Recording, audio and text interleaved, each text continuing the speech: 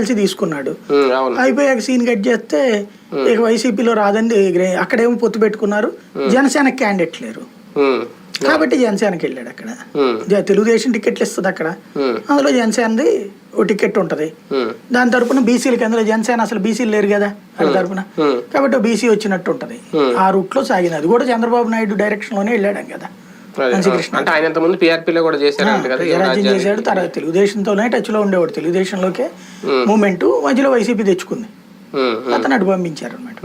యాక్చువల్గా ఆయన బీసీ అంటే ఒక బీసీ క్యాండిడేట్ వెళ్ళడం అనేది ఇప్పటివరకు ఏంటంటే బీసీలకు ఇస్తున్నారు, మాకు సీట్లు రావని రాజీనామాలు చేస్తుంటే వాళ్ళ కానీ వీళ్ళు కానీ, ఇప్పుడు ఈయన బీసీ అయ్యుండి ఈయన బయటకు వెళ్ళడం ఏమవుతుంది, ఇప్పుడు మిగతా వాళ్ళ బీసీలకి అందుకని ఆపరు కదా. అదేలేండి, అదే అంటే బీసీలకు కూడా సరైన ప్రాధాన్యత దక్కట్లేదు అనే ప్రచారం ఈయన చేయాలనుకుంటున్నాడు.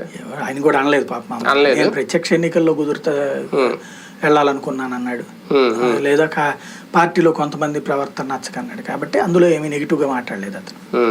భారతీయ జనతా పార్టీ విషయంలో ఇంకా ల్యాగ్ తీసుకుంటుంది అనుకోవాలా, పొత్తులో ఉన్నావా లేదా టీడీపీ జనసేనతో కలిసి అనేది దగ్గరలో ఏమన్నా చెప్పే అవకాశం ఉందా? వాళ్ళకి మేబీ నాకు తెలిసి జనవరి 7 కానీ లేదా సంక్రాంతి లోపు కానీ ఒక క్లారిటీ ఇచ్చేస్తారని విన్నా నేను. ఏమిటంటే వాళ్ళు ఆలోచిస్తున్నది, భారతీయ జనతా పార్టీ ఆలోచిస్తున్నది 4-5 కోణాలు ఆలోచిస్తున్నారు. ఒకటి, తెలుగుదేశంతో పొత్తు దీనివల్ల వచ్చే ఫలితం, తెలుగుదేశం బలపడి భారతీయ జనతా పార్టీ బలహీనపడుద్ది. కార్యకర్తల మనోభావం అయితే పొరపాటును కూడా మనం పొత్తొద్దు, వస్తే జనసేన రమ్మనండి, లేకపోతే మనం ఇండివిజువల్గా పోటీ చేద్దాం.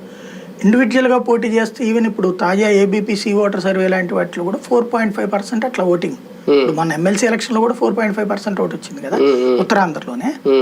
వాళ్ళ ఇండివిజువల్ బలం 4 to 5% పెరిగింది.